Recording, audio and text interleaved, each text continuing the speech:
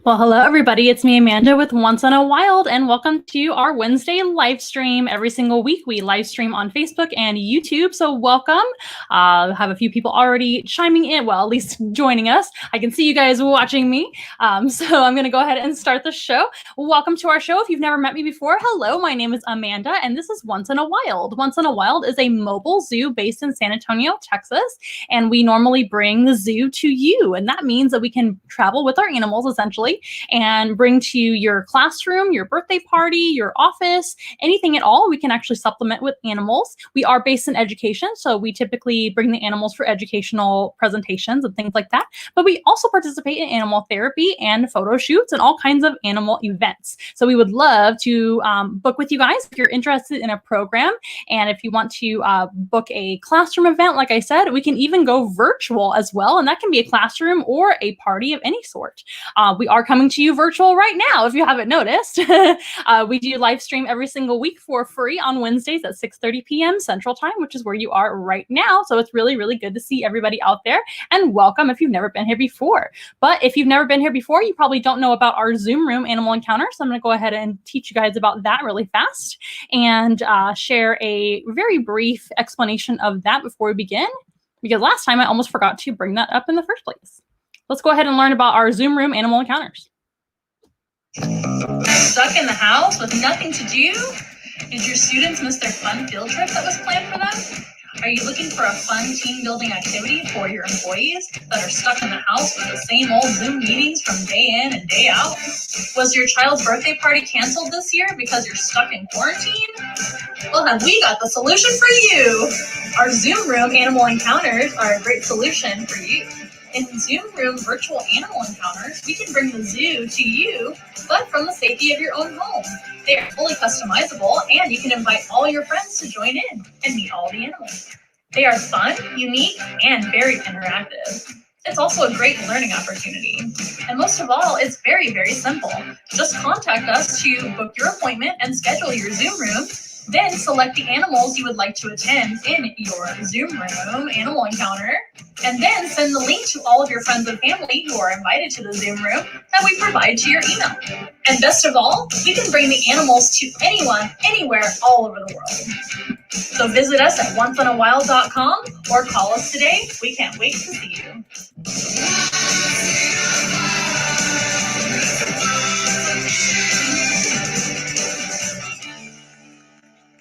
All right, I think that's self-explanatory, and thank you, past me, for explaining all of that, as always.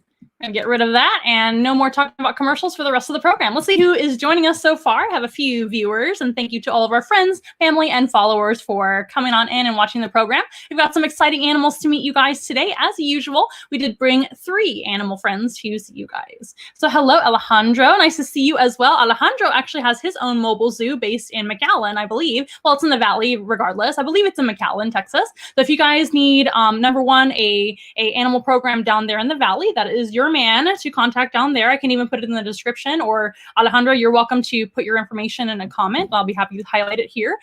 Or he actually does also Spanish speaking programs as well. So I speak a little bit of Spanish, un poquito, but not very much at all. So I can't do Spanish speaking programs, but Alejandro specializes in Spanish speaking programs. So please contact him if you're interested in any kind of animal programs down there in the Valley. Let him know. McAllen, Texas, perfect. So provide your information and I'll highlight that for everybody and it'll be there in the comments, and I can put it in the description as well. He's also on Instagram as well. There's his company name, Contacto Animal USA. He is based in McAllen. You can check him out on Instagram, I know, and I'm sure he's got a website as well. Hello, Viviana. Nice to see you as well. Viviana is one of our regular followers too. Good to see you. And hola a todos as well. And Samantha's here, of course. Hi, Samantha. Nice to see you as well. And Ricardo's chiming in and saying hi to Alejandro. Very, very nice. If you guys could tag your friends, family, and everybody that you think would love an animal program, that's a great free way to help us out. If you haven't already, please make sure to check us out on YouTube as well. We do have our YouTube channel, Once in a Wild, of course. That is all down there in the description box as well. So our YouTube link is down there. Our Instagram Instagram. All of our social media should be in there, as well as onceinawild.com. You can find all of that there as well as all of our donation options. Now, the best way to help us out, of course, is to just book your own animal program, whether it be virtual on Zoom or in person. If you happen to be in the San Antonio, Texas area, we are more than happy to provide you with a small animal program right now. Of course, we have to take precautions due to the times that we have right now, but we're more than happy to work with you guys. And if you guys want to book an appointment with us, that would be fantastic. Let us know via onceinawild.com. You can actually request a call back there, or even book your appointment straight from the website, as well as pay for the appointment too. And or you can contact me via my number down below. So let us know, or contact us via our social media. We are everywhere. We try to be very responsive with all of that. So please just let us know. We'd love to help you out with any animal programming, whether they be for our classroom, some kind of party like a birthday party, some kind of office gathering. Those are a lot of fun to bring animals to an office gathering, sometimes even virtually, just for something new in your day. Oh, thank you, Viviana. She says, I let our elementary teachers know about you and they were excited about your program. Yes, we're more than happy to help anybody across the planet. Honestly, as long as you have internet access. I've stayed up pretty late and done some some Zoom animal encounters across the planet. I'm more than happy to do that for anyone that wants to go ahead and book an appointment. So let me know. And with that being said, let's go ahead and get started. What do y'all think? I know we already played this already a little bit, but let's get started.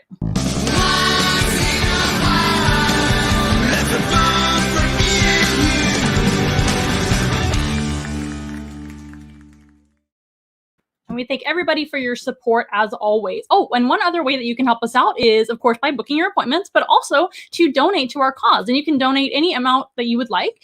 You can also donate by giving via our Amazon wish list. Our Amazon wish list is found in the description box down below, but also at onceinawild.com. You can visit that website and scroll all the way down to the bottom where you can see our Amazon wish list box that will take you directly to our Amazon wish list with a whole bunch of really fun items for the animals. You can give a present to the animal, which is a lot of fun and helps a lot. But you can also donate a amount of your choice if you wish to do so. We greatly appreciate any and all amounts. And those are all in the description below. We have Venmo, Cash App, and PayPal for that as well. So that is enough of that. We're going to go ahead and get started with our first animal. Are you excited? We brought a couple of reptiles today, as well as one more animal that I'm going to keep a surprise to the end. But thank you so much, Viviana. And Ricardo, or Ricky, says thank you as well. He goes by Ricardo and Ricky. Okay, guys, so you get ready to... This is real life, you guys. Tongue twisted. So I'm wearing my reptile shirt today. I love my new chameleon shirt. I actually got this at Old Navy. Isn't that fun? But I brought a really special friend. You guys have probably met him before if you've been here before. And if you haven't, you're in for a special treat. It's our friend Shelton. This is Shelton, and he is a red-footed tortoise. His full name is Shelton John. We do have some musical-themed animals here in our programs. And Shelton John, like I said, is a red-footed tortoise. He lives with his best friend, Frank. And Frank is named after Frank Sinatra. Guys, I cannot talk today. But Shelton, like I said, is a red-footed tortoise. This type of tortoise comes from South America and Central America as well, I believe. And they are a tropical species of tortoise. You can probably tell why they call them the red-footed tortoise. He's got red spots on his scales there. He is so very cute and handsome. He also has red on his face as well, as you might be able to see. Beautiful little cheeks and face. And he's even got red on his little tail, which is behind him over here, of course. Now, tortoises, like Shelton, are pretty slow creatures, so they don't eat very much meat, right? In fact, they're not going to be eating much meat at all in their natural diet. So these guys are so slow that the fastest thing they can catch is maybe grass. So that's one major difference between a tortoise like him and a turtle. So turtles and tortoises, when it comes to being a reptile, are very closely related. But turtles and tortoises are different in a lot of ways, as you may know. And if you don't know, I'm going to teach you today. And let me know if you have any questions whatsoever about them. I'd be happy to answer any of your questions. In fact, that applies to all of our animals today. If you guys have any questions, I'll be happy to highlight them and answer your questions as you have them. So like I said, he is a slow creature. He's also a non-swimming creature. So he's not going to be able to really float at all or swim. He's not built for swimming. In fact, if he were to go into a body of water that was any taller than this, he would drown. If he could lift his head up, he can still be okay and kind of, wade through some shallow water. And he does often as a species. These guys do like to be moisturized. So they will go into mud and they will go into little puddles and things to soak their bodies and get moisturized. They're also a tropical species, like I said. So rainfall is really good for their skin and their shells to stay nice and healthy. But he could not swim in any depth of water, honestly, except for this. But he wouldn't be swimming at all. He would just be walking through the water. They're not buoyant. They don't float. And their legs are built for walking and not swimming. So that's a major difference between turtles and tortoises. In fact, I would venture to say that that's probably the primary difference is their lifestyle. So where they dwell. So this is a terrestrial type animal and not an aquatic type animal. Terrestrial meaning on the ground or, on the earth, and aquatic meaning in the water. That doesn't mean he doesn't drink water, like I said, and doesn't mean he doesn't need water in his life to be able to stay healthy and okay. But he's not a swimming animal, like I said. Most turtles can swim pretty well, and some turtles swim a lot better than others, right? Things like sea turtles. Sea turtles have flippers. They're designed to be in the water all the time, unless they're coming onto land to lay their eggs and things like that. That's really the only time they're going to be coming up on dry land naturally. But a tortoise will pretty much live on dry land all the time. In fact, they do live on dry land. Some tortoises are even from areas like a desert where they don't have any water really at all. They get most of their moisture they need from the plants that they eat in that case. Yeah. So also another major difference is going to be their shell shape. Now, there are a couple of exceptions to this little rule that I'm about to tell you, but when it comes to being a tortoise in general, they're going to have a rounded shell. And remember, not buoyant, so he doesn't float. So a nice rounded and strong, hard shell, right, for protection. Pardon me, I have a little itch on my face here. But he is going to have a rounded shell like most tortoises. Now, your turtle species, most of them have a very flat and streamlined shell for swimming properly. And I was going to tell you guys, there are a couple of turtles that do dwell on land some of the time too, and even most of the time. Things like box turtles, but they're still a turtle. And I'll tell you why in just a little bit. One reason why a box turtle is still a turtle and not a tortoise is because they can swim, and I have definitely seen them swim. They don't swim often, and they do kind of soak themselves and things like tortoises do, but they can swim from here to there to get across a pond or a river. I've definitely seen that happen when I was living in Florida and things. So that can happen. Box turtles are much lighter weight and they are somewhat buoyant, so they can swim. That's pretty cool. But another difference between turtles and tortoises, we talked about their swimming ability versus non-swimming ability. That's definitely a tortoise thing, is they can't swim. They don't float. They'll sink. They won't make it. Another thing is going to be, like I said, their shell shape. There are a couple of tortoise species like the pancake tortoise and the hingeback tortoise that actually do have a flatter shell, but they still qualify as a tortoise because they cannot swim. And another difference is going to be their legs. So like I said, he's not designed for swimming. He doesn't have flippers or any kind of webbed feet. I'm going to set him down for just a second because tortoises are very messy animals. And I believe he just ate. So if you know what I mean, I'm going to let him hang out for just a second. And he'll be right back. It's a messy job sometimes. All right. So where was I? Their feet. So a tortoise, since they dwell on land, they have to walk around on land and grass and things and sand and all kinds of land habitats. So their feet are what we call elephantine feet. They look like elephant legs, right? They almost look like a tree trunk. And that's to lift their heavy bodies. So even a small tortoise has a fairly heavy body. So his legs have to be very, very strong to be able to hold himself up. And they kind of look like tree trunks, and that's just how they are. And that is going to be different than like a turtle. So even a box turtle, even though they're more land-dwelling than water-dwelling, they're going to have slightly webbed feet so they can paddle a little bit. And other turtles like red-eared sliders and other like kind of river-type turtles, they're going to have even more of a webbing on their feet, and they can swim really well. And their shell is designed really well for being streamlined in the water, right? Is that called streamline or is that called something else? But they move really well through the water, nice and sleek. All those species as well are much, much faster than this species. So another thing, like I said before a little bit, is going to be their diet. So tortoises, for the most part, are strict herbivores. Now, not to say that he couldn't eat an occasional insect or a worm or something that he could catch on occasion, but they're not going to catch them enough to where they're considered to be like an omnivore. It's really just very, very rare that they would do that. So they're herbivores. They're eating things like grass, other plants, weeds, fallen fruit, things like that. And when it comes to being this species, they live in the tropics. So fallen fruit might happen a lot more often than tortoises that live like in the desert and things like that. Pretty awesome. When it comes to being a turtle, like a red-eared slider or other river turtles and box turtles and even sea turtles, they're typically omnivores, which means they have a good amount of animal protein in their diet because guess what? They're fast enough to catch other animals so they can actually eat them instead of being so slow, like a tortoise where he mostly just eats plants, right? So being a creature that doesn't move very fast, you're probably better designed to eat things that don't move fast either, or else you wouldn't get very many meals. I see some questions down below. Let's see. Yes, Shelton is here. Everybody loves Shelton, everybody's favorite red-footed tortoise, right? Here's a good question. Do turtles also have a slimy body similar to snakes? So neither snakes nor turtles nor tortoises are slimy. They might have algae or something like that on their bodies when they're swimming in the river. A lot of times turtles that are swimming in the river will get algae on their shells. It's perfectly normal, by the way. They just end up growing there because they're hanging out in the water and maybe sunbathing from time to time. He's got to go down again really fast, if y'all know what I mean. So just so you guys know, animals sometimes use the restroom, and sometimes it's right here on live streams. So I'm letting him do that really fast, and then we'll pick him up again. I'm going to rinse my hands too. Good thing you guys don't have smell-o-vision, because let me tell you what, just use your imagination, all those veggies.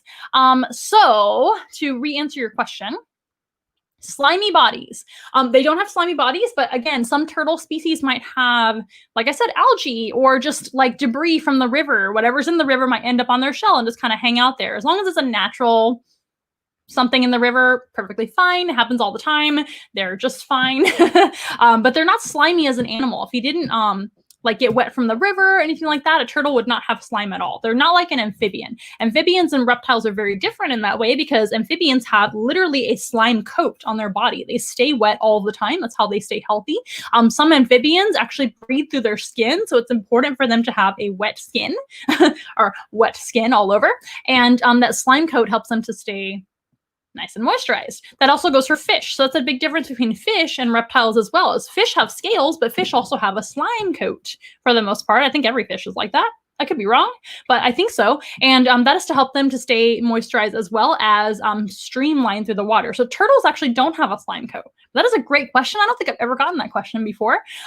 Tortoises certainly don't have any slime as well, because they're land creatures. And he would have to constantly either be getting moisturized by rainfall in the jungles of Central and South America, where he's from, or he has to go into the mud or some kind of little puddle to stay nice and moisturized. And here in my care, we do often give him little soaks and baths, and he even gets a little oil on his shell to stay nice and shiny and beautiful and healthy. It's important for their skin to stay moisturized, because again, this is a tropical species. I live in South Texas, and South Texas just is not tropical. So we have to kind of compensate for that by giving him lots and lots of baths, like I said, and a little bit of oil to keep him nice and healthy. So he looks beautiful today, I think. Yes, he does. Gorgeous. Okay, let's see. That was a great question, though. And snakes are not slimy either. Yes, absolutely. I need a little mask for myself right now. It's not as bad as some other animals' feces, if you know what I mean. How long will he live? That is a good question. So tortoises do live a long, long time for the most part. Turtles and tortoises actually have quite a long life expectancy, but tortoises are one of the longest lived reptiles in the animal kingdom. Some tortoises, such as Aldabra and Galapagos tortoises, can arguably live into their 200s. And we do know a few of them that have lived that long. Now, and who's to say back in the old days, because they've been around a long, long time before our history books were written, right? Who's to say they didn't live longer back in the old days as well, when maybe the atmosphere and everything was a little bit different? That goes for a lot of animals too. It makes me kind of wonder. But tortoises like this one, a red-footed tortoise, they typically can live into their 50s or 60s, or maybe into their mid to late 60s at the most. So that would be around their normal life expectancy. This type of tortoise, unfortunately, doesn't live into the 200s, but that does bring up a very, very good point, because tortoises are a big commitment, aren't they? If you're going to bring a tortoise into your life, you have to make sure to have a plan for them for after you are gone, because they're probably going to outlive you. One of the few animals that can actually outlive a human. So they do live a long time. They grow very, very slowly. And yeah, they have a long, slow, easygoing life. Pretty neat. Samantha says he is so cute. Thank you very much for saying that he's cute. He is super cute. I don't know anybody that doesn't like tortoises, although I did meet one small child one time that was a little bit afraid of Shelton, and I thought that was kind of funny. I don't know why she was afraid of him, if she had a bad experience with the turtle or something in the past, but that was very interesting to me. But not very many people are afraid of tortoises, because again, they're really a harmless animal to humans. They don't move very fast, do they? They certainly don't eat people. They certainly don't even eat much meat at all, and even turtles only eat some things, and they don't eat people. So now some turtles you should kind of avoid and never, of course, touch a wild animal at all, you guys. I don't recommend that. But some turtles can harm us, like snapping turtles. And most tortoises, too, have a pretty strong beak. That is something that they have instead of teeth. Oh, he's right in front of my eye. That's kind of cool. Look at that. I have a tortoise for an eye. Oh, that's so cool. But instead of teeth, turtles and tortoises have a beak, almost like a parrot. So their bite is really, really strong. But a tortoise like this is a very, very docile animal. He's never, ever, ever, ever, ever tried to bite anybody. And I don't think he ever would, because we're not plants and we're not food, and he's very sweet. Do you guys see his throat moving a little bit? That actually indicates that he is sniffing. So when a tortoise's throat moves like that, it kind of looks like a frog. But he's not making any noises. He's actually taking in air to smell. Tortoises have a pretty decent sense of smell and pretty decent vision. Their hearing is not the best, but they can hear a little bit. I know my tortoises hear me coming into their enclosure and probably expecting a lot of snacks. So I do know that they can hear a little bit. And if it's, I don't know if it's just feeling vibrations, but I'm pretty sure they do hear. They don't really have much of an ear, but they're there right here. See that little circle there? It's not very apparent, but it's right there on the side of his head. Kind of like a little eardrum. I know they can hear a little bit. Tortoises do make a little bit of noises too. It's kind of rare that they make little noises, but some of them do make more noises than others. So that's pretty cool. What else about tortoises? Tortoises are a wonderful animal. Now, fortunately, this species, the red-footed tortoise in Central and South America, is doing really well in the wild. They're not endangered. That doesn't mean that we can't save them and protect them, right? All animals should be protected so they don't become endangered.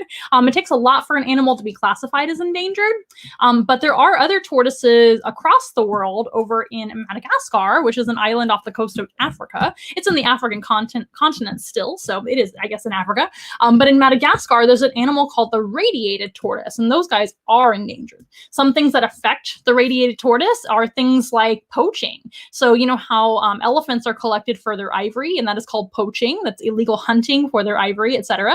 The tortoises are actually poached for their shells. So tortoise shell is definitely an item that is sought out by poachers, unfortunately.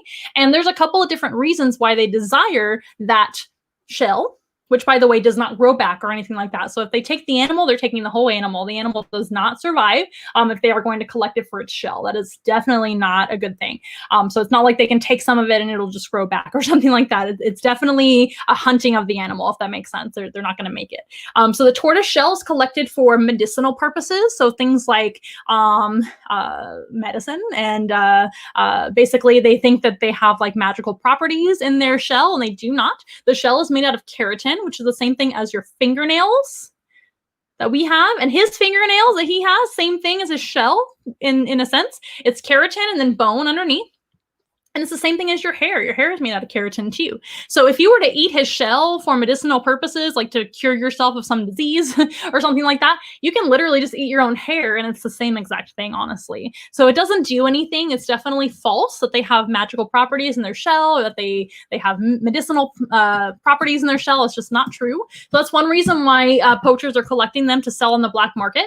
And another reason why they're collecting their shells is to make trinkets and souvenirs and all kinds of pretty things like belt buckles and earrings and all kinds of keychains and things like that to sell to tourists and things. So it's really important once we're traveling again regularly. If you ever go across the world to Madagascar or anywhere, honestly, there's turtles and tortoises all over the planet that are hunted for this purpose, unfortunately. If you are collecting yourself a souvenir, make sure that it's a ethical souvenir, that it's not resourced from a legal place. And we definitely don't want to be supporting poaching of any animal, including those radiated tortoises. So that's one reason why they're not doing well. Another main reason is habitat loss, and that affects animals all over the planet. The tortoises are no different. Even this tortoise species, the red-footed tortoise in South America, is also affected by habitat loss. That doesn't mean they're endangered. They're doing okay so far. They're able to keep up some numbers and make sure that they're not endangered yet. But we have to make sure and protect those habitats. It's really important to conserve these animals because they're very important to the natural environment for many, many different reasons. He's so cute. Yeah, that's another reason. Another reason is going to be pollution, of course. And sea turtles are affected a lot by this as well. And that is going to be plastic pollution as well as chemical pollution. Even though a tortoise doesn't swim in water, that doesn't mean they don't drink water and rely on water for life. So it's important to dispose of your chemicals in a proper way so that they're not going into our waterways, right? And also to pick up your trash whenever you can, or other people's trash. If you see it, pick it up, put it somewhere appropriate, or reduce the amount of plastic that you use, and also, of course, recycle plastic. Plastic, unfortunately, is a man-made. What am I trying to think of? What is that word? It's a man-made, well, type of thing that does never go away or like go back into the planet in a proper way. It never really goes away. So it's there in the environment, and the plastic will affect all kinds of animals. You guys know all this stuff, right? So things like plastic straws can be replaced by reusable metal straws. And even if it's a plastic straw that you can reuse and stuff like that, he needs another break, guys. He needs another break. You can actually replace those items with things like this. So instead of using a plastic water bottle, you can actually use a reusable cup like this Yeti here, and a reusable metal straw. These are wonderful. You can actually wash them right in your washing machine or wash them by hand and sanitize them. That way, you can use them over and over again, as opposed to, using a straw one time and then throwing it away. Plastic straws as well are not really recyclable because of the shape of the straw. To my knowledge, that's still the case. And one thing we can also do is just reduce the amount of plastic that we use, like I'm trying to tell you guys. That's what I'm trying to say, in long story short. But even plastic that we recycle, actually not all of that gets recycled anyway. So it's really important to reduce the amount of plastic, especially if you're going to reduce one thing in your life, make it plastic. That and drama, right? Reduce the drama, reduce the plastic. But that's going to help animals throughout the planet. And it's really, really important to help out tortoises, of course, right? Did you guys have any questions about Shelton the tortoise? If you do, I'll be sure to answer them if you like.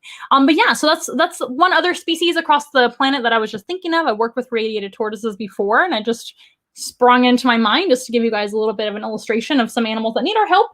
Not only sea turtles, but those land tortoises as well. So not just, here we go again. I don't think I caught the other one in time. Or maybe that was, I don't know. Guys, tortoises are messy. If you're ever wanting a tortoise in your life as like an animal companion at home, just know that they are one of the messiest animals that we deal with here once in a while. Every time we bring him on a program, it is just a riot. He's just, I don't know how he is able to go so much, to be honest with you.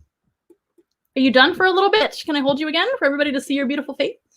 They are worth it, though. They're wonderful animals, but they're not for everybody, are they? So these types of animals are also taken out of the wild for the pet trade.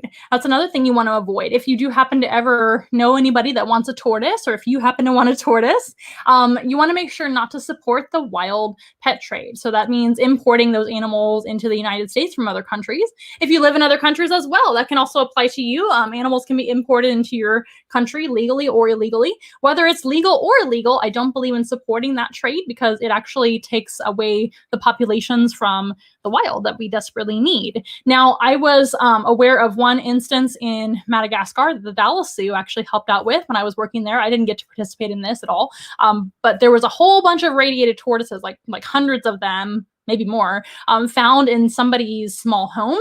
And the whole house was actually cleared out in Madagascar. It was nothing but tortoises in there. All the floors were covered in tortoises, and they were getting ready to go onto the black market, I believe, over to Asia. And I don't know if they were all going for taking out the shells for making things out of their shells or using them for medicinal purposes, or if they were going into the pet trade. I think it was some of both. But a lot of those tortoises are stolen out of the wild for really bad reasons. So yeah, we should not be supporting that as well. So if you're ever wanting a tortoise, I recommend rescuing. If you are ready to adopt a tortoise, remember, it's a long commitment. Most tortoises live a long, long time. This type of tortoise is probably my favorite type of tortoise to keep, but they do still live into their 60s or so. So that's a long time to take care of an animal. They're also very messy, very needy. They need a lot of care. And not only that, but there are a lot of them that end up in rescue situations. So if you ever do decide that you really want one and you're gung-ho about having your tortoise or turtle friend, I would recommend looking into a rescue situation first. Either you can try to find one on your own or let a rescue group find one for you. That is really, really, really good. In fact, Shelton is actually a rescue tortoise, and we're really happy to have him. We got him through a rescue group over in the Dallas-Fort Worth area. I'm not sure if they were based out of Dallas-Fort Worth. I can't remember. But we got him at a convention over there when they were actually hanging out at a table there at the convention. And Shelton just was waiting for me to take him home. And I was so happy to find him that day. But he's a rescue. We don't know his age. We don't know much about him whatsoever other than what we know about the species, right? But as far as his history, we know zero about him other than he's likely male. And we do see that he does have a couple of bumps. More than a couple. He's got a few bumps on his shell. A red-footed tortoise should actually be totally smooth and not have these bumps. So what likely happened is that he was getting too much protein in his diet. So remember, these guys are pretty much herbivores. They're classified as herbivores, and they really shouldn't be given much animal protein. So some people are under the misconception that tortoises need things like dog food, cat food, worms, all kinds of things in their diet, maybe even meat, etc. And they really shouldn't be having any of those things that can make their shell grow deformed like that. Luckily, his shell is, at least it's still pretty and uniform. It's not going to get any worse than this. But let me tell you, I have seen really big bumps on these tortoises, especially red-footed tortoises. They tend to get it a lot because they are overfed protein. Little wipe. I feel like a mom. Yeah, so that happens quite a bit with this species for whatever reason. So that tells me that he probably did get animal protein in his diet, unfortunately, because he's got those bumps. Those bumps are called pyramids or pyramiding when it comes to being a tortoise. So he shouldn't have that, but luckily he's with us now, and the rest of his life he's going to get salad, fruits, and vegetables, and all the appropriate things that he should be getting.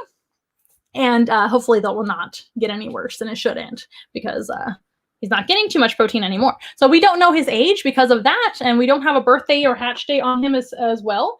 So we can only guess how old he is. We don't really know because that's all based on what he got to eat and his care in the past. So who knows how old Shelton is? He could be a little bit stunted, or he could have grown too fast. So he could be younger or he could be older. Who knows?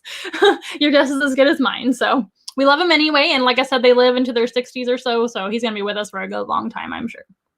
You guys are wonderful out there. Thank you so much for joining us. If you are just coming in, my name is Amanda. This is Shelton. His full name is Shelton John. He lives with his best friend, who is Frank Sinatra. Now, I do recommend that tortoises be kept outside. That is the best thing for them, as long as the temperature is 60 and above. This type of tortoise does not do well in cold weather. Most tortoises don't.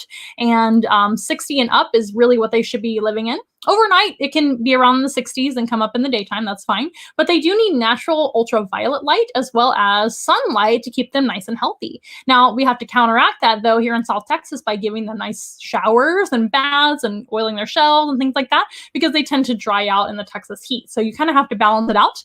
Now, it doesn't stay 60 and above here in South Texas. So as soon as it starts getting below that, we're going to have to bring Shelton and Frank inside, as well as some of our other animals that live outside.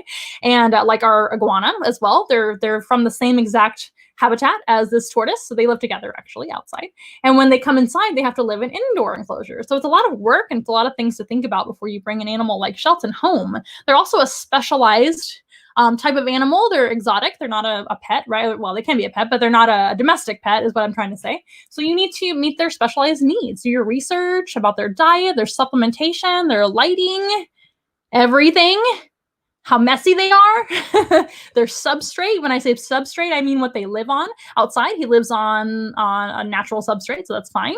He's going to live on things like grass and all pebbles that we have outside. They're not tiny pebbles. They're larger rocks. He lives on river stones outside that work really well for drainage and things. And he shares his outdoor habitat with our iguana, like I said, and 3 beautiful ducks outside. So the ducks can actually live outside year round because they're a species that is very, very cold weather tolerant. And Texas is not really that cold anyway, especially for those types of ducks.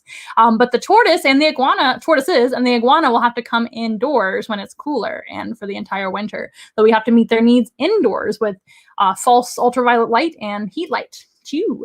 Right, Shelton? Oh, hello. Hello, Jason Jackson. Yes, it's hard to dictate their age, right? Especially if you don't know like what birthday he had or hatch day in this case. These guys do come from eggs. They do lay eggs and hatch out of eggs like all tortoises do. Oh, I would love that. I would love to see some tortoises. What kind of tortoises do you work with? You work with a really big tortoise. My favorite large species of tortoise is probably Galapagos tortoises because I have worked with them in the past, but I also really like Aldabra tortoises. I have experience as well with sulcata tortoises, which are also known as African spur-thighed tortoises, right? Those guys are really destructive. They're not my favorite, but they are still beautiful and very impressive. But I like the Galapagos and the Aldabras a little bit better. They're a little more peaceful. Now, this type of tortoise is super social. Not every type of tortoise is social and gets along with one another, but red-footed tortoises do really well together. So he does have a friend, like I said. Pretty amazing. Okay, guys, we're going to let... Oh, hello. Yes. So which kind? You said yes. I'm not sure. I would love to see those pictures, though. Anytime. So I'm going to let Shelton rest below and use the restroom all he wants down below so I don't have to worry about that anymore. And we're going to get ready for our next animal friend here in a moment. But isn't he just gorgeous? By the way, the top shell is called the carapace and the bottom shell is called the plastron. And that's a fun animal fact. And they do have this whole shell, which is, of course, part of his body and grows with him. So again, when these animals are poached for their shells on occasion by poachers, which is really sad, right? They're taking the whole animal. They're taking the animal, the shell, everything. It's not something that he can take off and put a new shell on or just regrow it or something like that. It grows with him little by little. He's going to say goodbye, you guys. He's super messy today. But I'm going to, deal with all this mess for you guys. You guys are not the animal caretaker, so maybe you guys are, but you're taking care of different animals. But my point is you better appreciate me because I'm getting messy for you guys today. Okay, Shelton, you can just hang out over there. We're going to restart our camera's timer really fast. You guys are being wonderful and patient. Just in time with the camera's timer. I'm so glad I checked. Did you like my shirt? Can you see my shirt and how cool it is? Got all kinds of chameleons on it. Beautiful. And if you guys don't mind, I'm just going to wash my hands really fast with some hand sanitizer. Let me tell you, tortoises and turtles are both very messy. Turtles are definitely not good pets, in my opinion. Turtles like red-eared sliders and other types of turtles like that need a big water enclosure. Very messy. If you think the tortoise uses the restroom a lot, holy moly, a turtle uses the restroom just as much, and they're in water. They need some very, very strong filtration as well. And, they're just kind of swimming in their own, and so it's super messy. So handling them can give you salmonella. That is really, really important for those of you that are parents and have children.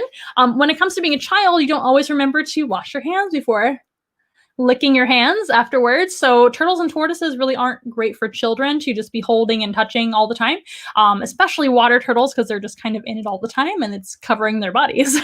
So yes.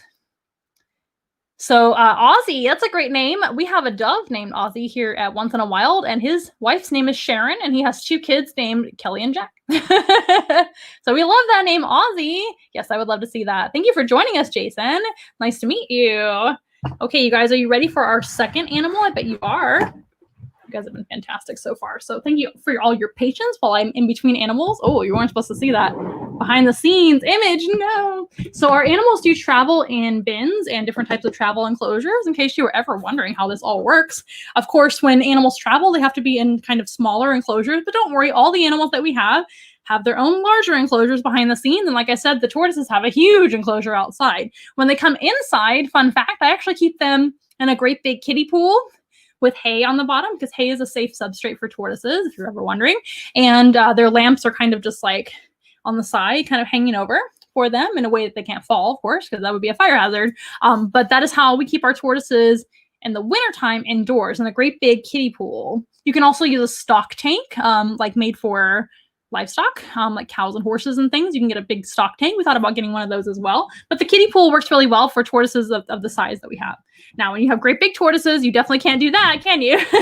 You need a lot more room. But my point is that all these animals have smaller enclosures that they travel in. It's much safer for them. It's almost like a car seat for your child when you're traveling in a car.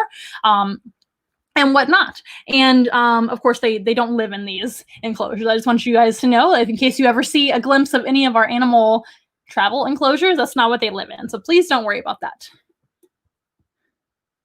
Okay. Many adults don't remember that either.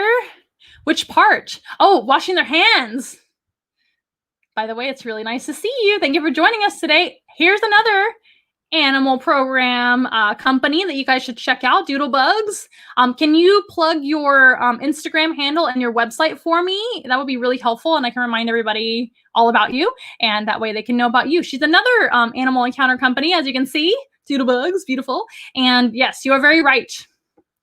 A lot of adults don't forget to, or they don't remember to wash their hands after touching animals. So we always kind of have like hand sanitizer ready to go to help them to remember that. But of course, for virtual encounters, you guys don't have to worry about that part, do you? All right, that's enough about that. My point is the animals are messy and you guys should be grateful that I'm handling them for you. All right. Here's a little bit of a less messy critter. This is Eddie. And Eddie is a bearded dragon. This type of lizard is found in Australia. They're quite common throughout the continent of Australia. And this is a central bearded dragon, the most common kind that you see in the care of humans. A lot of people do have bearded dragons for pets. They're excellent handling lizards. They often are very, very mellow. Not a pet for everybody. Just like I said, tortoises and turtles aren't for everybody. I'm not saying that. But they are pretty popular because they have a mellow personality and they're a pretty chill lizard, which is the same thing, I guess, saying the same thing twice. These guys are wonderful animals. They are quite dry to the touch, a little bit spiky, but not sharp. But this is all to protect their body. So this type of lizard is an omnivore. They eat both other animals and vegetation in the wild. They're kind of a drier weather species, kind of scrubs and forested regions of Australia and kind of throughout the continent. And they're kind of rough skin and little spikes on them helps to protect them from their predators. So not only are they predators preying upon things like insects and maybe smaller lizards, these guys definitely will go after smaller lizards and even small rodents and things like that. They're not too super picky. And he does have a beautiful beard. The bearded dragon gets their name from those scales on their chinny chin there. He does not have hair. He doesn't have a beard of hair. He has a beard of scales. And those scales are a little bit rough on the chin there. He can also puff out his chin if he feels a little bit upset. This guy does that sometimes when he sees other lizards, don't you, Eddie? He doesn't really care for other lizards. These guys are pretty territorial. So if they see another lizard, they might feel like, hey, get out of my territory. That's going to be one reason why they might puff out their neck and chin and beard, and actually they can change colors as well. Eddie often does change very, very dark. He's a much more wild type looking bearded dragon than I usually see in the care of humans. In the care of humans, they can become, or they can not become, but they can be bred to be different colors. So a lot of times you'll see them be much lighter than this. He's pretty light right now, so that means that he's nice and chill and he's just hanging out with us and enjoying his time. But if he were upset, man, he would turn very dark and his beard would be totally black and he would puff out his beard and tell all the other bearded dragons in his territory, if you were a wild bearded dragon, right, to stay out of his territory. That is one, that is one way that they use body language. So this type of lizard doesn't really make any noises, but they do use body language. We use body language too, right? You guys know what this means. You guys know what this means. And you know what it means if I wave hello or if I wave goodbye, I guess. These guys do wave too. So they're going to wave their little arm at one another. So one of two things can happen. So say he's a bearded dragon hanging out in the wilds of Australia. He can be hanging out, and if he sees a female bearded dragon, it's going to be a very different case. He's going to look very handsome, puff out his neck, maybe stick out his chest a little bit and stand up nice and straight and look really handsome, maybe flirt with her. And if he likes her, then she could be one of his mates, right? But if he sees a male bearded dragon, it's going to be a very different case. So he's going to puff out his neck. If he's feeling like representing his territory, he's going to turn very dark. His neck will be black. He's going to shake his head like this. He's going to puff out his chest again and come at him and say, ugh, come at me, bro. And they may fight. If that other bearded dragon does the same thing that he's doing and wants to fight, they might fight. And that's not pretty, right? But it's just the way it is in the wild sometimes. Another thing that could happen is the other bearded dragon could say, no, I don't mean any harm. I'm going to get out of here. Don't worry. Please don't fight me today. And in that case, he's actually going to give a little wave. These guys will give a cute little wave. Maybe I'll demo it after I'm done holding Eddie here. They give a cute little wave, which means peace, peace. Please don't harm me today. I'll get out of your way. Please leave me alone. I mean you no harm. It just means like waving a white flag, basically. Isn't that cool? So that's one way they use body language. And many, many lizards and other animals actually do use their bodies to communicate, don't they? He is just looking around. These guys are extremely intelligent lizards. Like I said, they're omnivores, so they eat all kinds of things in the wild, as well as here in our care as well. He gets salad, fruits, on occasion, I'm trying to think of the last time I fed him fruit. He doesn't get a ton of fruit. He doesn't really need it. He eats a salad just fine. Fruit is full of sugar. So unless your bearded dragon really just isn't eating that well, it's not necessary to use fruits, but it's not necessarily bad either. You just don't want to give too many fruits because it's a lot of sugar for them. But salad, vegetables, of course. He gets all kinds of insects to eat as well. His favorites are super worms. And he knows exactly when I'm messing with the superworm bin. He's like, oh my gosh, superworms are coming. And I come over there and feed him. And let's see what questions you guys have. Oh, Doodlebug is plugging their information down below. I'll highlight that in just a minute. You guys can find them over on Instagram and elsewhere. Viviana's asking, she says, hello, Eddie, and is he named after Eddie Vedder? Yes, he is named after Eddie Vedder. How did you know? So Eddie Vedder nowadays does sport a beautiful, handsome beard. So yes, he is named after one of my favorite musicians and singers, Eddie Vedder from Pearl Jam, for those of you that don't know who that is. So like I said, we have some musical names in our collection. So we've already met Shelton John, and now we're meeting Eddie Vedder. Did you know that you were going to meet those guys today? Pretty cool.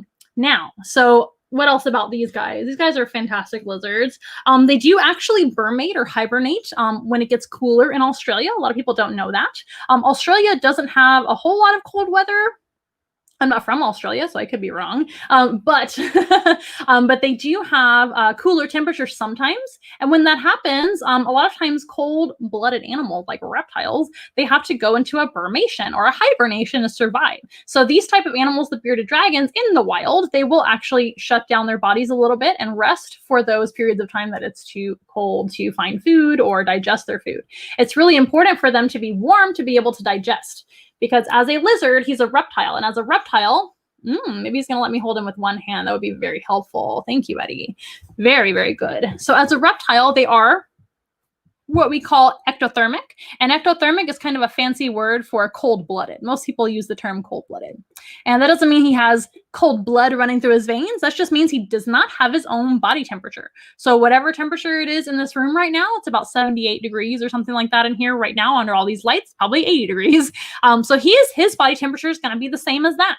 He's going to adapt and take on whichever temperature it is around him. His body will become that temperature too. So if he feels a little bit cooler and too cold, he's going to try to warm himself up in the sun, or like I said, hibernate or hibernate in those hard times when there's no food, etc. in the cooler months of Australia. If you guys have ever been to Australia or you are Australian, please let me know when those cooler months are. I always forget. But anyway, so these guys, like I said, if they're feeling too cold, they'll go out in the sun to warm up. And if they're feeling too hot, they're going to go back into the shade or maybe even dip into a little puddle to get cool. And if you're a turtle, you're going to go into a river to swim or something like that, right? Pretty awesome. Let me see. Eddie Vedder. Yes, he is. Yes, yes, yes. Do lizards have personalities? Ricardo is asking. Yes. So lizards, just like all animals, and all reptiles, honestly, do have very, very good personalities. Well, I say good, but good is relative to your opinion.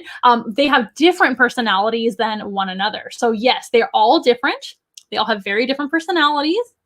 And yes, just like any other type of animal, like mammals and birds too, they certainly have personalities. And that is something, unless you work with them, at least a little bit, you're not really going to know that, but they certainly do. They have their own quirks, their own personalities, their own preferences, all of those things. That is a great question. A lot of people don't think about reptiles as animals that we should love and appreciate and that have personalities and have feelings and things like that, but they certainly do. Even animals like bugs and invertebrates actually have personalities as well.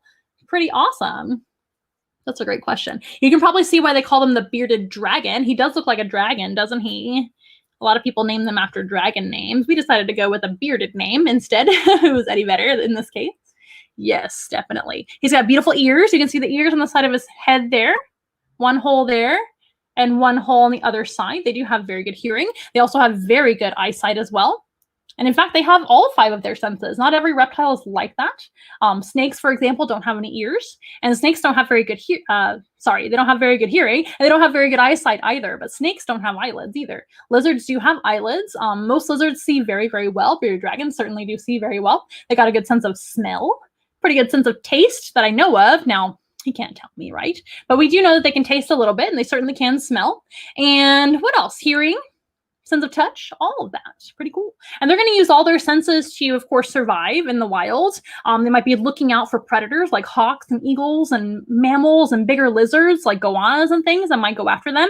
If he's a baby bearded dragon, another enemy might be an adult bearded dragon. Baby bearded dragons do not hang out with adult bearded dragons. They could be lunch because they are small enough to eat. So that is not good to actually cohabitate bearded dragons. That is another thing I do want to bring up because bearded dragons oftentimes are kept in the care of humans as pets and things. It's really important to keep them separated. We don't want to, tempt them to eat one another for one thing. And also they're just a solitary animal. Like I said, these guys will have their own territories. They certainly don't get along if there are two males. If they're male and female, they might get along a little too much, if you know what I mean. And then you'll have some babies to take care of afterwards. And that's not really responsible if you're not a breeder or a professional or something like that, right? But we recommend not cohabitating them, especially if it's just a pet of yours or something like that. Also, if one is larger than the other, they certainly will try to eat the other one, usually. And they could even eat just like toe or a tail tip or something like that, and it does not grow back in this case. So we want to make sure that they do not cohabitate together. Thank you for saying he's beautiful, Penny. Miss Patamber, nice to meet you. Or Miss Penny, or nice to see you. I know you already. Nice to see you is what I meant to say. Thank you for saying I have such cute animal names. That's very nice of you. And it says, Jason says, what's the difference between a horned frog or a horny toad and a bearded dragon? That is a good question. Bearded dragons and horned lizards is what they're really called. Texas horned lizards, etc. There's other types of horned lizards like diadem lizards and other things that are really similar, but we'll stick with the Texas horned lizard, which is the most familiar probably to all of you guys. Bearded dragons live in Australia, way across the world from us. Bearded dragons get much larger than Texas horned lizards as well. Texas horned lizards are about the size of his head, the whole body of the lizard with the tail on it, and everything. They're super small. They're just a totally different species, so they have different diets as well. I believe the Texas horned lizard only eats bugs, so their main diet, of course, is things like ants and other animals like that. They do eat those kind of bugs. Whereas a lizard like this, a bearded dragon, not only are they much larger, a totally different species, much larger tail and everything, just a totally different lizard. They're also omnivores. These guys eat vegetation as well as other animals, so they have kind of a balanced diet instead of just eating one type of thing. So those are a couple of major differences, but again, they're just a totally different species. There are many, many, many lizard species across the planet that may share similar features like dry skin, spiky scales, things like that, but they are different species. In fact, the Texas horned lizard and the bearded dragon, I don't believe they're even closely related at all, to my knowledge. Correct me if I'm wrong. He is so cute. Now, Eddie here was actually a rescue lizard. He was given to us by a friend of mine whose neighbor actually found Eddie on their front porch. And he had wandered there here in San Antonio, Texas. Of course, this type of lizard is from Australia. They're not from Texas, so he did not belong there. So they knew that either it was a lost or abandoned pet. So that was most likely the case, right? Either he escaped or was set free, which of course is not responsible. If it was an accident, that's one thing. Of course, accidents happen. You want to be responsible with not accidentally letting out your bearded dragon. I don't know how that would happen. Or maybe, just maybe, somebody didn't want him anymore. Now that does happen sometimes. Sometimes people let their tortoises go too, and they just don't want them anymore. So they think, oh, they'll be fine. I'm just going to set it free into the wild, quote unquote wild, into the city of San Antonio. I don't know. Anyway, maybe it was a child. I don't know. Maybe it was someone that didn't know any better. I don't know. I wasn't there. But I do know that he was found in that situation, so he needed a home. So he came to live with us after that. Yes. But that is a good point to bring up. Are you just so busy today? He is so active. He wants to get down and see the keyboard, I guess. Is really important to bring up because if you are going to bring an animal companion into your life, you want to make sure to take care of them their whole life. Or if you just can't, for some reason, something happens to you, circumstances happen, it happens to everybody. You want to rehome them responsibly. You want to find a good home for them with somebody that's going to take good care of them. That is just the right thing to do. We don't want to abandon any type of pet, dog, cat, anything, lizard, etc., bird. All those animals deserve the best care their entire life. So we want to find a good home responsibly for them, or we don't bring them into our lives at all. Now, again, it could have been a number of situations that led up to him ending up on that neighbor's porch and then into my friend's care and then into our care. But he's not going anywhere now. He's going to stay with us for the rest of his life. But yeah, that's a great point to bring up, isn't it? We want to be responsible with any animals that we are in charge of or taking care of. He's just gonna move around for you guys. Isn't he active? He's got a very active personality. Ricky says, are there different kinds of bearded dragons? There are different what we call localities of bearded dragons. That basically means they look a little different from place to place in Australia. And yeah, so they're gonna have like different coloration, maybe a little bit different size. They're still gonna look relatively the same. But this is a central bearded dragon or Centralian bearded dragon. They pretty much look like this in the wild too. Maybe a little bit slightly darker than this.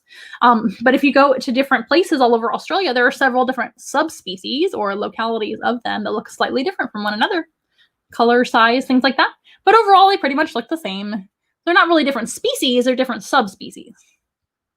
Thank you for saying that was well said. Yeah, it's really important to bring up those things because wildlife is extremely important and we want to conserve wildlife. By the way, this is another non-endangered species. They're actually least concern is what we call that.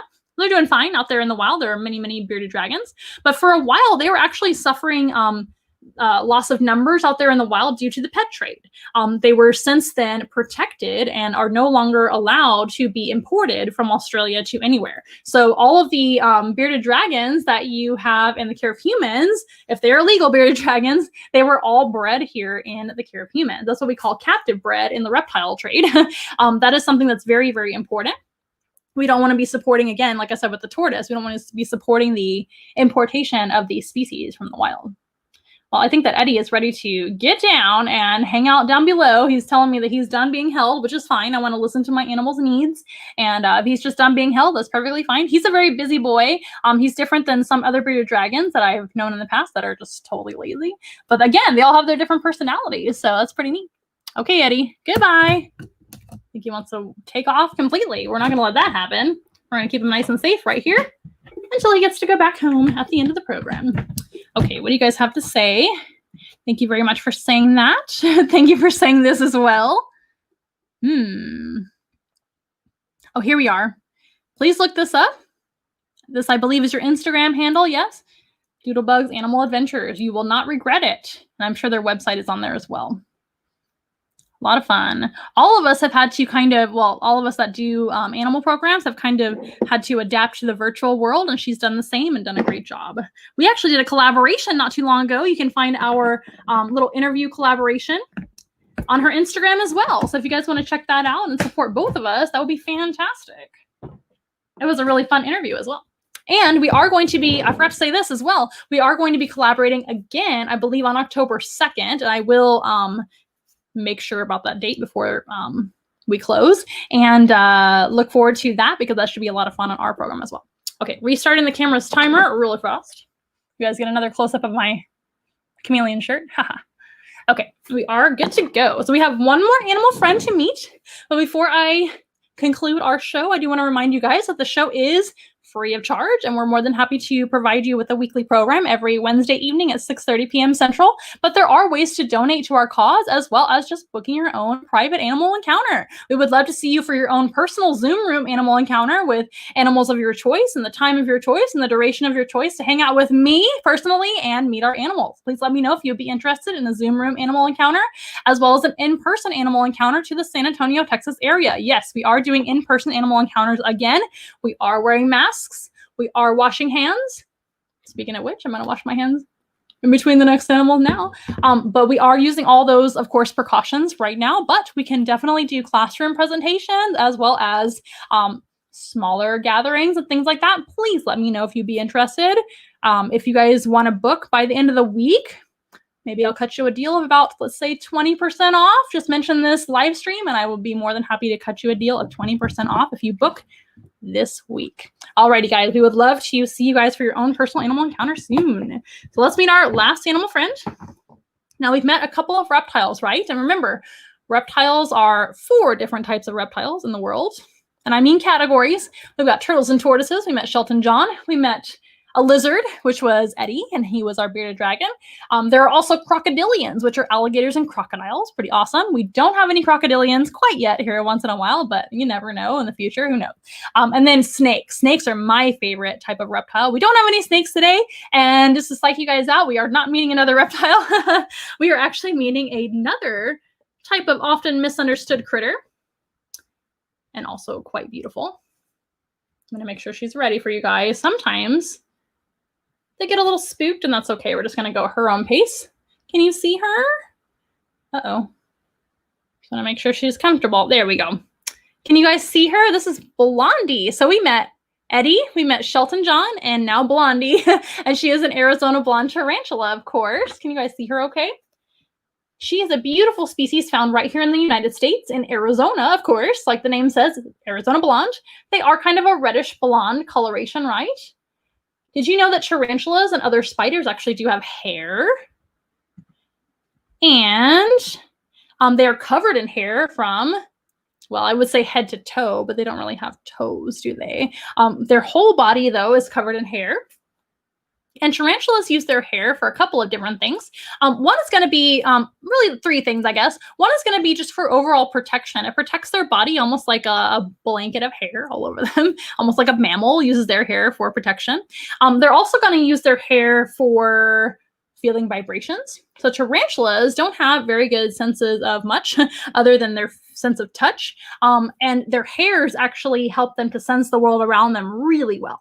So their sense of vibrations and touch is going to be their main sense. They do also have eyes. Their eyes are very, very poor when it comes to their vision. They can see shadows and movement and things, but they don't see much else. They definitely don't see color, not at all. They do have 8 eyes though, and their eyes are kind of situated on the top of their cephalothorax. So feeling vibrations is really important to a tarantula because that's going to be the main way that they sense the world around them. I'm trying to hold her in a way that you can see her well without her falling because tarantulas are fragile, you guys. They definitely don't do well falling. There we go. There she is. Isn't she gorgeous? She is a quite a large tarantula as a species. These guys are pretty large. Females are a little bit larger than males when it comes to an Arizona blonde. And that goes for many different types of tarantulas as well, different species. Typically, females are going to be larger than males, and females also live longer than males. This type of tarantula can live into their 30s if they're female. And if they're male, they can usually live about to 5. That is quite a drastic difference in age, isn't it? I've never seen this tarantula so busy in my life. She's usually totally still. I'll try to make sure that she's comfortable. There we go. This type of tarantula is a subterrestrial type of tarantula, or terrestrial. That means they live on the ground, right? But they also live underground sometimes too. So she's going to live inside of a burrow underground. And goodness gracious, Blondie, settle down. And also they're going to kind of wait for their food to come to them. And that sense of touch is really important for this type of tarantula. She's like, hello, because they kind of make a web like floor. It's kind of like a carpet of web for them to sit on all the time and lay on and be comfortable. It's really cute.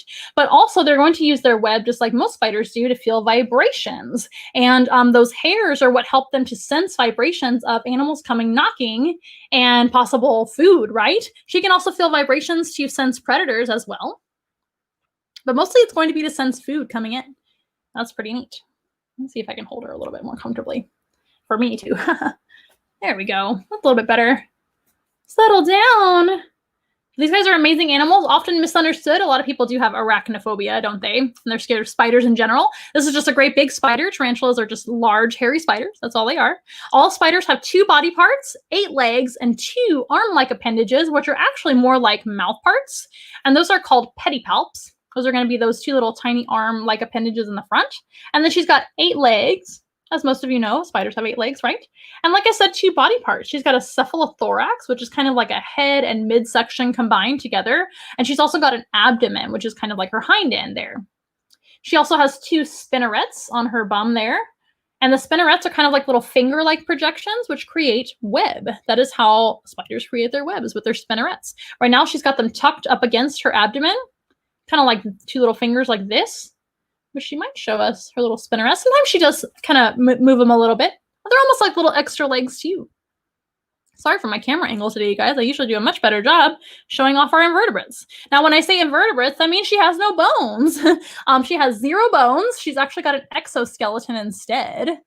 So that means the hard part or casing of her body is on the outside. So when this animal has to grow, they actually have to mold their entire exoskeleton off about once a year. In this case, for this species, she hasn't molted in a long time. She's due for a mold anytime now, and they are going to molt and grow their entire life. So as long as she's alive and she's going to keep living, every single year she's going to molt that entire exoskeleton, come all the way out of it, almost like taking off clothes or something like that. But it's a shell. Things like crabs and other like lobsters and things like that, they actually have to molt their exoskeleton to grow as well. It's pretty dramatic looking too when they molt. When she molts, it'll look like another spider, just like a hollow shell of her former self, and she can start over. It's pretty neat. Awesome, right? Hey, Richard, it's nice to see you. I haven't seen you in a while. Long time no see. This is a great question. Do you notice any behavioral changes during the different times of year with her? I really don't. She's being extra active today. I think she's just settling down now. I haven't had her in a program in a little bit. I think I had her in a program a few weeks ago. Not really that I've noticed, but that might just be me not paying attention. Also, as you may know, the males are typically the ones that become a lot more active seasonally. And that's another good point to kind of bring up to people that might be afraid of tarantulas. I know here in Texas, we see a lot of wandering tarantulas from time to time, different times a year. It's usually the males looking for females. And that means that they're looking for mates, right? So again, males don't live very long. So when they're ready to have a mate, they need to get busy and they need to get out there and find a mate before they pass away. And that's going to be their natural instinct. So they're going to come out of their burrows underground for that reason most of the time. They're going to come out and explore and looking for love. They're not looking to harm you. And by the way, there are no deadly tarantulas to human beings. All tarantulas have venom and can potentially bite or inject venom, but especially this type of tarantula are totally harmless to humans. It would feel no worse than a minor bee sting or something like that. I'm not allergic to bees. Bees don't bother me too much. It would hurt a little bit, but it's not the worst thing that's happened to me. I would much rather be bitten by so many other, well, I'll say it this way. I would rather be bitten by a tarantula than so many other animals that I've been bitten by in the past. They're really harmless to humans, not deadly to humans. Now, that being said, if you happen to get bit by a tarantula and you feel like going to the hospital, go for it. I mean, if you have an allergic reaction, you might have an adverse reaction to the venom, but you're not going to die. I promise you, you're going to be fine. So there's no reason to really fear them or harm them. They do us a lot more good and benefit than they do harm. These animals eat a lot of bugs. Now, why is that important? Well, bugs have their place in the animal kingdom, as do all animals, but too many insects and too many bugs can cause us harm by giving us things like diseases and parasites sometimes, or those bugs can be parasites themselves.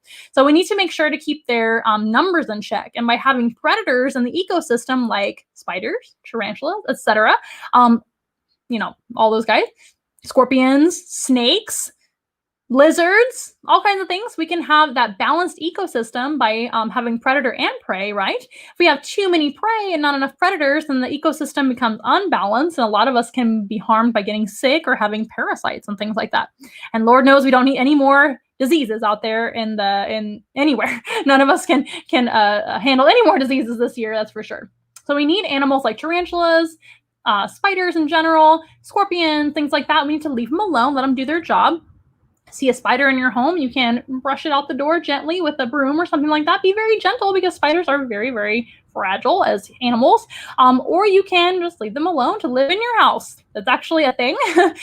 Jumping spiders are very common, at least where I'm from. I don't know about you guys, but we see jumping spiders a lot, and some people are afraid of them. Jumping spiders are totally harmless to humans. They're super tiny and super duper cute, and they eat a lot of bugs for us. So it's actually acceptable to just leave them alone in your house.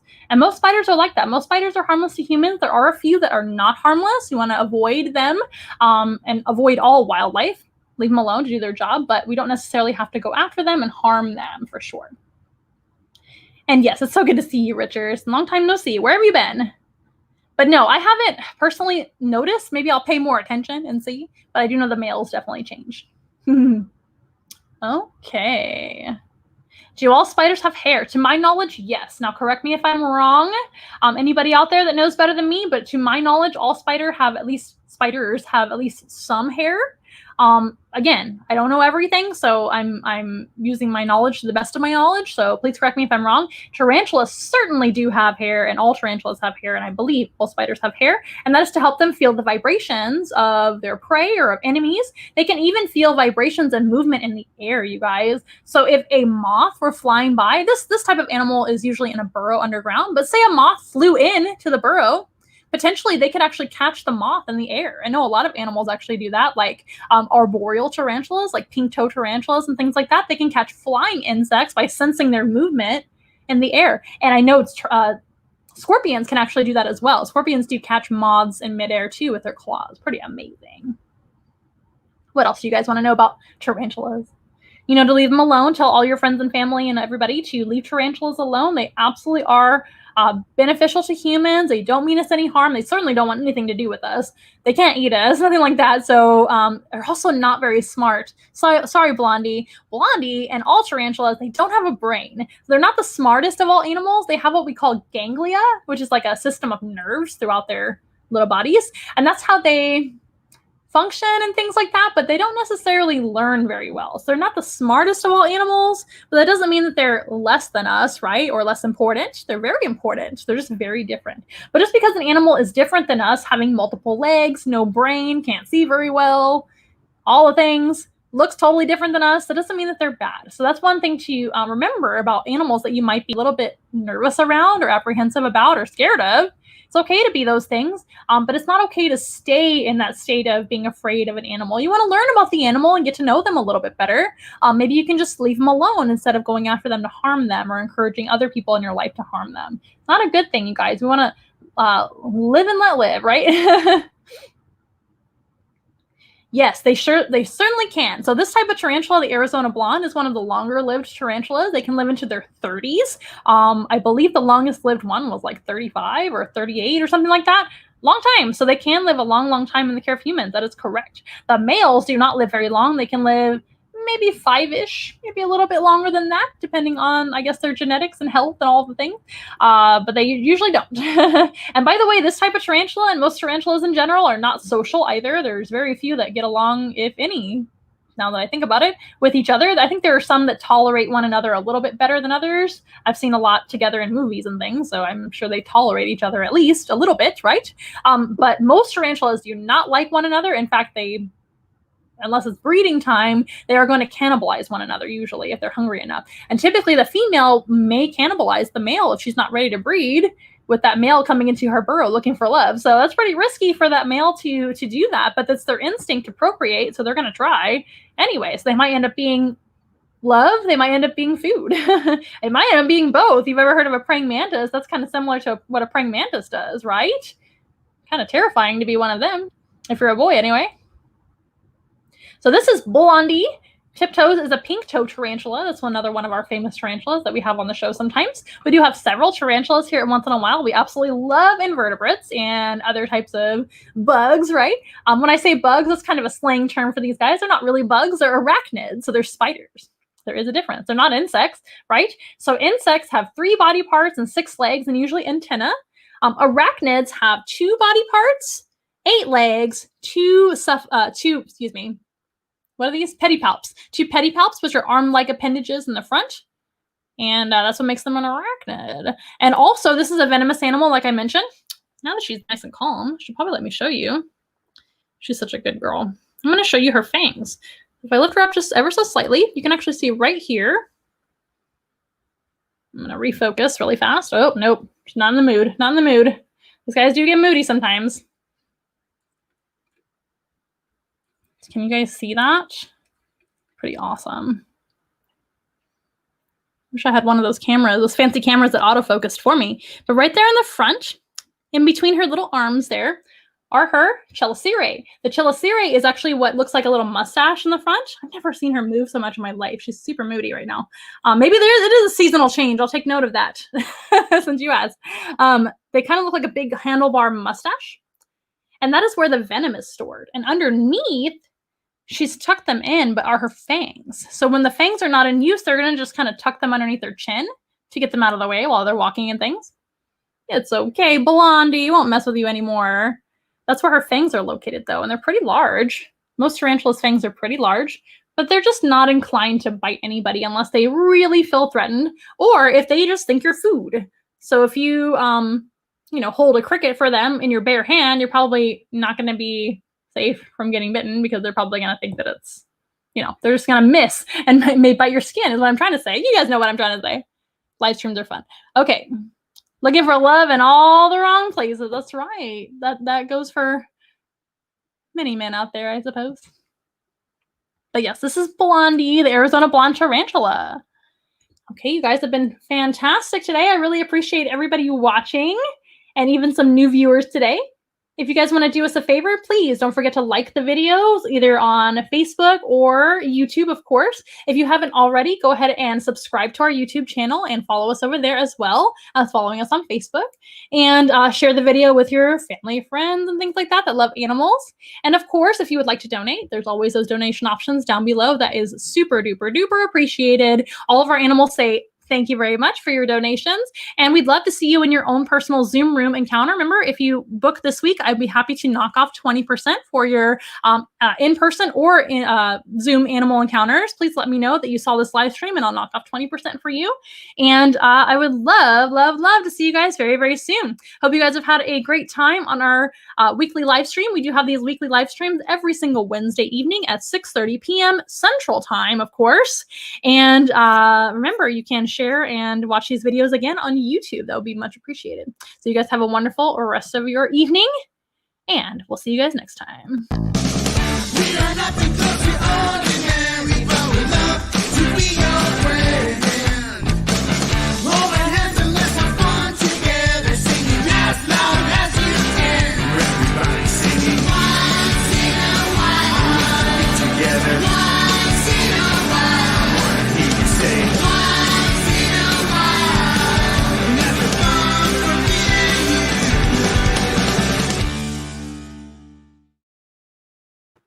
Thanks, everybody, and we'll see you guys next time here at Once in a Wild. Bye!